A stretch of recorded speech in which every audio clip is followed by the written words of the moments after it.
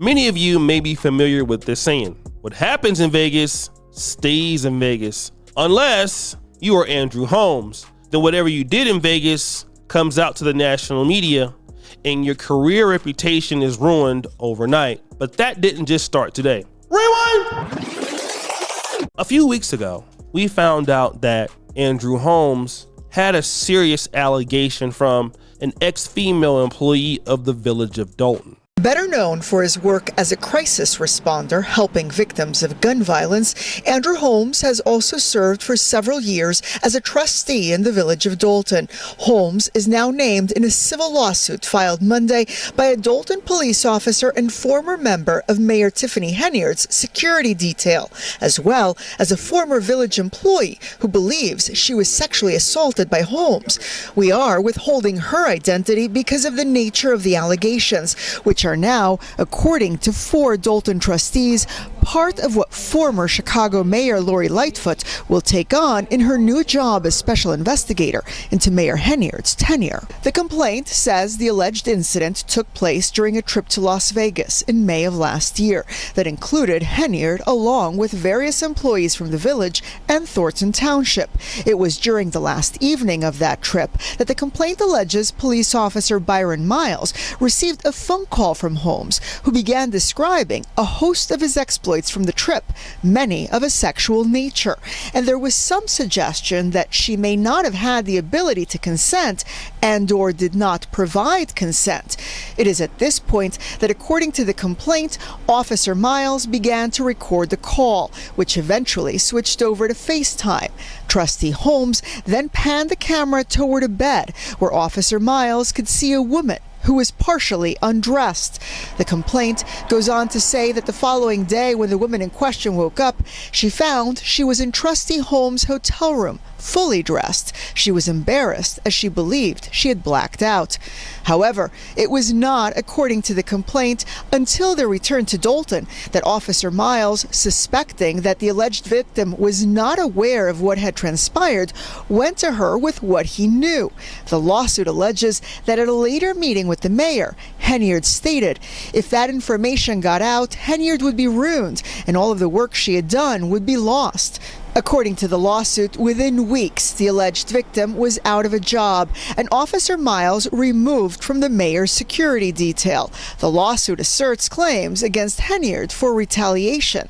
While our calls to Andrew Holmes have gone unanswered today, a spokesperson for Tiffany Henyard said they are cooperating, but would not comment on an ongoing investigation. But as you heard in that clip, the person's identity remained unknown. And that was for her protection. But today, that is no longer the case. We have indeed found out who this individual is. A young woman by the name of Fenia Dukes. The whole interview is on NBC Chicago. And the name of the video is called "I'm a Survivor. Dolton Mayor's former assistant speaks out about alleged assault in Vegas." But I was interested. How did she know Andrew Holmes?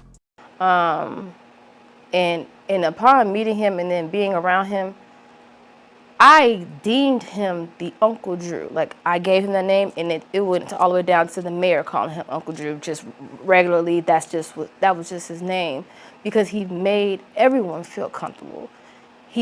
I've even been in places by myself with him, in cars, wherever, by myself, plenty of times before ever anything. And he's never gave me an inkling of he'll harm me, he will make a pass at me. He's never done any of that. So yes, I deemed his Uncle Drew, because now I feel like if I step out of here and how I know you that you fight for these other people, these other victims and all of that, you have my back. I'm pretty sure I'm safe if I'm with you. And that was the relationship that he allowed me to take from him. And then what happened on that fateful night? This is our last night in Vegas. When we clock out, isn't anybody hitting the strip with me? You know, it's my birthday. And everybody said no, or they had something else to do but Andrew. Miles did say that if he's done doing whatever he was doing, you know, he'll catch up with us.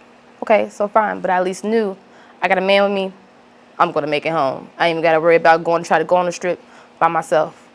I legitimately thought that, you know, I was going to make it home. until my last memory was me waking up in his room. And of course, why does she decide to come out now? Why not now? Right? And you'll hear so many stories of, oh, well, she waited 20 years and she waited 30 years. I knew if it was ever happened to me, absolutely not. That I knew justice needed to come immediately. And that's why. So it might seem like it's a now for you, but this has been a long journey for me already. And I've already put my suffering aside. I put my depression aside. I've worked on all that. I did my praying on if I should be sitting in front of you today saying my story. And I'm ready. That's why now. And I'm not just fighting for me no more. I realize that I'm fighting for every woman that's been in my position. I'm fighting for a sister that doesn't have a voice. I'm fighting for a sister that's scared. I'm fighting for a sister who doesn't have a sister. I'm fighting, not just for me. It's important to understand that what happened to her was wrong. Again, the police officer who was also demoted for reporting this was doing the right thing, trying to protect her. He didn't know her. He didn't have a relationship with her at all. So he risked his own career to help her, which leads me to believe that this young woman is telling the truth. But what it does speak is to the arrogance and entitlement of Tiffany Henyard. And also it lets me know the cowardice of Andrew Holmes.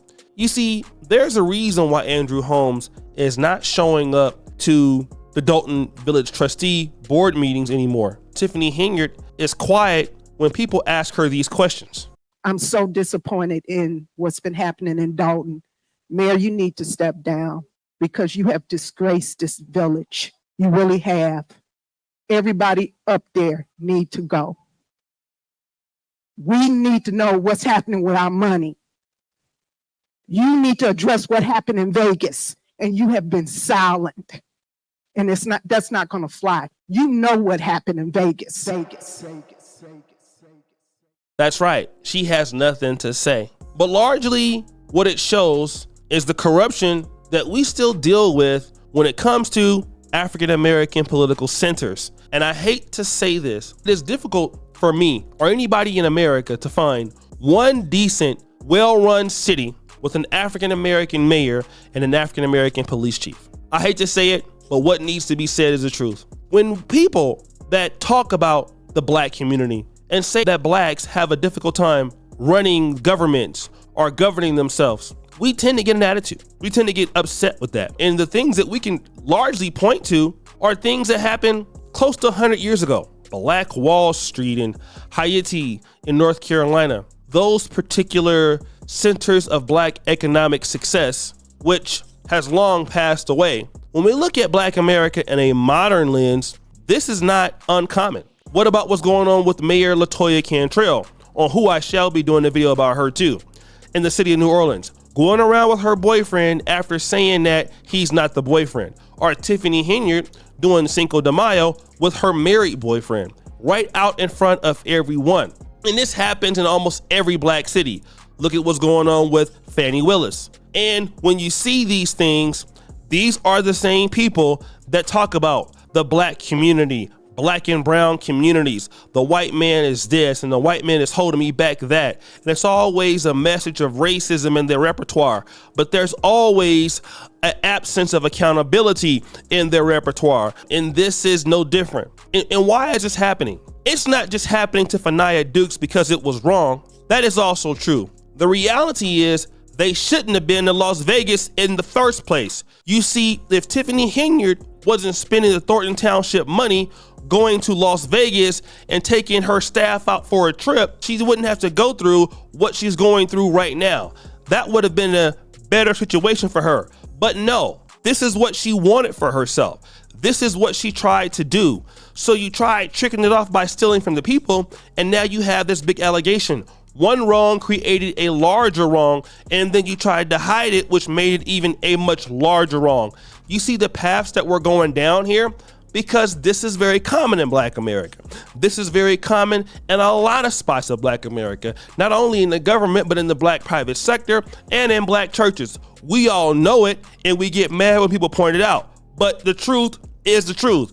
And the only way we need to deal with it from an aspect of the truth. Every black city operates like this. Chicago, Yes. Atlanta, yes. New Orleans, yes. Detroit, give me a break. Jackson, Mississippi, Mobile, Alabama, stop. Little Rock, Arkansas, stop. Philly, stop. New York City is, there's some blacks there, but we'll talk about Harlem, the black side of Harlem, stop. Stop playing with me. We can keep going. St. Louis, black St. Louis, stop. Black Cleveland, stop. All these epicenters of African-American success, and you have college-educated black people running these cities. These are not Pookies and Ray Rays. Tiffany Henyard, she graduated from Morris Brown with honors, but look at how she behaves, which gives credence to the fact that it don't matter that if you go to get educated, if you're not educated to help your own group, it doesn't matter where you went to school at. And we see this all the time. Washington, D.C., give me a break. It's a joke. And until Black America looks at itself in the face that we got a serious problem here in so many different places, this is going to continue to happen. We're going to get more black politicians coming in there to replace her that's going to do the same goddamn thing, male or female. It's coming down the block, and we all need to get ready for it. So guys, what do you think? It's your boy, Shady Jackson, back at it again with another episode of The Celebrity Jump. Pretty sure for all you just heard the bell. We're out.